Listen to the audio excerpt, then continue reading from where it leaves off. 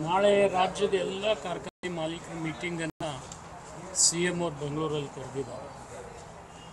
ಆ ಹಿನ್ನೆಲೆಯಲ್ಲಿ ಏನೇನು ನಿರ್ಣಯ ಆಗ್ತದೆ ಅದನ್ನು ನೋಡಿಕೊಂಡು ರಾಜ್ಯದ ರೈತರಿಗೆ ಯಾವ ರೀತಿ ಸಹಾಯ ಕೊಡಲಿಕ್ಕಾಗ್ತದೆ ಆ ಪ್ರಯತ್ನ ನಾವು ಮಾಡ್ತೀವಿ.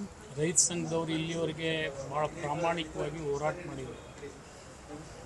ಆ ಹೋರಾಟಕ್ಕೆ ಒಂದು ಶಕ್ತಿ ತುಂಬತಕ್ಕಂಥ ಪ್ರಯತ್ನ ನಾವು ಮಾಡ್ತೀವಿ. ಸರ್, ಘಟನಾ ಸ್ಥಳಕ್ಕೆ ಹೋಗ್ತೀರಾ ಸರ್? ಅಂದ್ರೆ ಪ್ರತಿಭಟನಾ ಸ್ಥಳಕ್ಕೆ ಹೋಗ್ತಾ ಇದ್ರು ಸರ್? ಕಂಟಿನ್ಯೂ ತಮ್ಮನ್ನು ತಡೆಯೋ ಪ್ರಯತ್ನ ಏನಾದ್ರು ಆಗ್ತಿದೆಯಾ? ಅಲ್ಲಿ ಹೋಗಬೇಡಿ, ಮಾಡಬೇಡಿ ಒತ್ತಡ ಆ ರೀತಿ ಹಾಕ್ತಾ ಇದ್ದಾರೆ?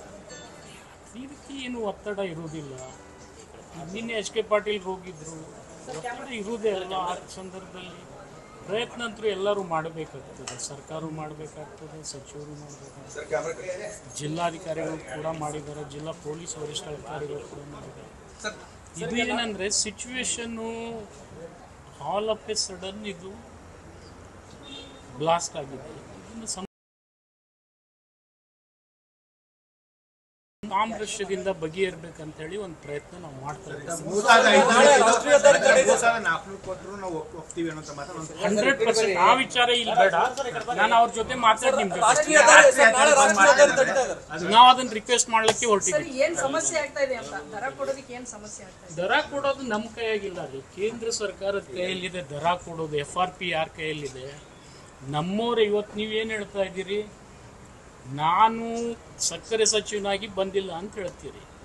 ದೇಶದ ಸಕ್ಕರೆ ಸಚಿವರು ಇದೇ ರಾಜ್ಯದವರಿದ್ದಾರೆ. ದುರ್ದೈವಶ ಇನ್ನೂವರೆಗೆ ಅವ್ರ ಹೆಸರೇ ತೆಗೆದಿಲ್ಲ. ನೀವು ಯಾರು? ಪ್ರಹ್ಲಾದ್ ಜೋಶಿ ಅವರು. ಮತ್ತೆ ಅದು ಗೊತ್ತಿಲ್ಲ ನಿಮ್ಗೆ? ನಾವಲ್ಲ ಹೇಳೋದಲ್ಲಪ್ಪ, ನಿಮಗೂ ಗೊತ್ತಿದೆ. ನಾನು ಅವ್ರ ಆರೋಪ ಮಾಡಿದ್ದಕ್ಕೆ ಪ್ರತಿಕ್ರಿಯೆ ಕೊಡಕ್ ಬಂದಿಲ್ಲ, ಸಮಸ್ಯೆ ಬಗೆಹರಿಸಕ್ ಬಂದಿದೆ.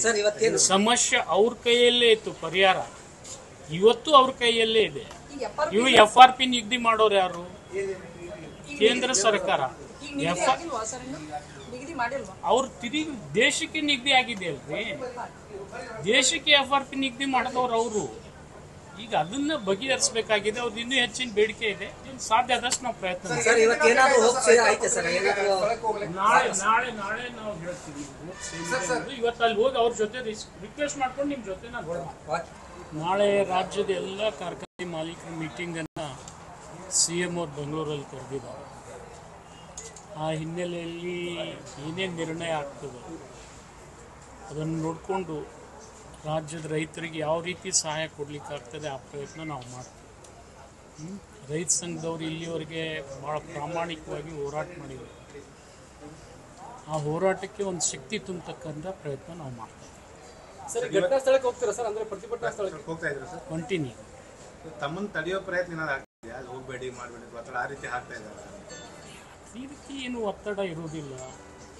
ನಿನ್ನೆ HK ಪಾಟೀಲ್ ಹೋಗಿದ್ರು, ಒತ್ತಡ ಇರುವುದೇ ಅಲ್ಲ. ಆ ಸಂದರ್ಭದಲ್ಲಿ ಪ್ರಯತ್ನ ಅಂತೂ ಎಲ್ಲರೂ ಮಾಡಬೇಕಾಗ್ತದೆ. ಸರ್ಕಾರ ಮಾಡಬೇಕಾಗ್ತದೆ, ಸಚಿವರು ಮಾಡಬೇಕಾಗ್ತದೆ, ಜಿಲ್ಲಾಧಿಕಾರಿಗಳು ಕೂಡ ಮಾಡಿದ್ದಾರೆ, ಜಿಲ್ಲಾ ಪೊಲೀಸ್ ವರಿಷ್ಠಾಧಿಕಾರಿಗಳು ಕೂಡ ಮಾಡಿದ್ದಾರೆ.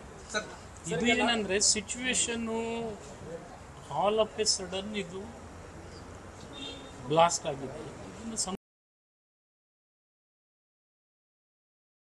ಸಾಮರಸ್ಯದಿಂದ ಬಗೆಹರ್ಬೇಕಂತೇಳಿ ಒಂದು ಪ್ರಯತ್ನ ನಾವು ಮಾಡ್ತಾ ಇದ್ದೀವಿ. 100% ಆ ವಿಚಾರ ಇಲ್ಲಿ ಬೇಡ. ನಾನು ಅವ್ರ ಜೊತೆ ಮಾತಾಡಿ ನಿಮ್ಗೆ ನಾವು ಅದನ್ನ ರಿಕ್ವೆಸ್ಟ್ ಮಾಡ್ಲಿಕ್ಕೆ ಹೊರಟಿದ್ದೀವಿ. ದರ ಕೊಡೋದು ನಮ್ಮ ಕೈಯಾಗಿಲ್ಲ ರೀ, ಕೇಂದ್ರ ಸರ್ಕಾರದ ಕೈಯಲ್ಲಿದೆ ದರ ಕೊಡೋದು. FRP ಯಾರ ಕೈಯಲ್ಲಿದೆ? ನಮ್ಮವ್ರೆ. ಇವತ್ತು ನೀವೇನು ಹೇಳ್ತಾ ಇದ್ದೀರಿ, ನಾನು ಸಕ್ಕರೆ ಸಚಿವನಾಗಿ ಬಂದಿಲ್ಲ ಅಂತ ಹೇಳ್ತೀರಿ. ದೇಶದ ಸಕ್ಕರೆ ಸಚಿವರು ಇದೇ ರಾಜ್ಯದವರಿದ್ದಾರೆ. ದುರ್ದೈವಶ ಇನ್ನೂವರೆಗೆ ಅವ್ರ ಹೆಸರೇ ತೆಗೆದಿಲ್ಲ. ನೀವು ಯಾರು? ಪ್ರಹ್ಲಾದ್ ಜೋಶಿ ಅವರು. ಮತ್ತೆ ಅದು ಗೊತ್ತಿಲ್ಲ ನಿಮ್ಗೆ? ನಾವಲ್ಲ ಹೇಳೋದಲ್ಲಪ್ಪ, ನಿಮಗೂ ಗೊತ್ತಿದೆ. ನಾನು ಅವ್ರ ಆರೋಪ ಮಾಡಿದ್ದಕ್ಕೆ ಪ್ರತಿಕ್ರಿಯೆ ಕೊಡಕ್ ಬಂದಿಲ್ಲ, ಸಮಸ್ಯೆ ಬಗೆಹರಿಸಕ್ ಬಂದಿದೆ. ಸಮಸ್ಯೆ ಅವ್ರ ಕೈಯಲ್ಲೇ ಇತ್ತು, ಪರಿಹಾರ ಇವತ್ತು ಅವ್ರ ಕೈಯಲ್ಲೇ ಇದೆ. ಇವು FRP ನಿಗದಿ ಮಾಡೋರು ಯಾರು? ಕೇಂದ್ರ ಸರ್ಕಾರ. ಅವ್ರ ತಿರುಗಿ ದೇಶಕ್ಕೆ ನಿಗದಿ ಆಗಿದೆ ಅಲ್ರಿ, ದೇಶಕ್ಕೆ FRP ನಿಗದಿ ಮಾಡಿದವ್ರು ಅವರು. ಈಗ ಅದನ್ನ ಬಗೆಹರಿಸಬೇಕಾಗಿದೆ. ಅವ್ರದ್ದು ಇನ್ನೂ ಹೆಚ್ಚಿನ ಬೇಡಿಕೆ ಇದೆ. ಸಾಧ್ಯ ಆದಷ್ಟು ನಾವು ಪ್ರಯತ್ನ ನಾಳೆ ನಾವು ಹೇಳ್ತೀವಿ. ಇವತ್ತು ಅಲ್ಲಿ ಹೋಗಿ ಅವ್ರ ಜೊತೆ ರಿಕ್ವೆಸ್ಟ್ ಮಾಡ್ಕೊಂಡು ನಿಮ್ ಜೊತೆ ನಿರ್ಭೀತ, ನಿಷ್ಪಕ್ಷಪಾತ, ವಿಶ್ವಾಸಾರ್ಹ ಸುದ್ದಿಗಳಿಗೆ ಮತ್ತೊಂದು ಹೆಸರಾಗಿರುವ ನ್ಯೂಸ್ 18 ಕನ್ನಡ ಈಗ ಆಪ್ನಲ್ಲೂ ಲಭ್ಯವಿದೆ. ದಯವಿಟ್ಟು ಇಲ್ಲಿರುವ QR ಕೋಡ್ ಅನ್ನು ಸ್ಕ್ಯಾನ್ ಮಾಡಿಕೊಂಡು ಆಪ್ ಡೌನ್ಲೋಡ್ ಮಾಡೋದಕ್ಕೆ ಮರಿಬೇಡಿ. ನಿಮ್ಮ ಬೆಂಬಲ ಹೀಗೆ ಸದಾ ನಮ್ಮೊಂದಿಗಿರಲಿ. ಧನ್ಯವಾದ.